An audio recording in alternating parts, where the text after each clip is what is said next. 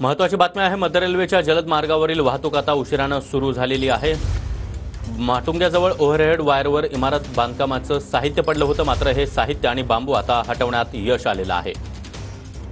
आणि या संदर्भात अधिक माहिती देण्यासाठी आमचे प्रतिनिधी विशाल पाटील आपल्यासोबत आहेत। विशाल, हे बांबू हटवले आहेत, मात्र वाहतूक काहीशी अजून उशिरानेच सुरू आहे।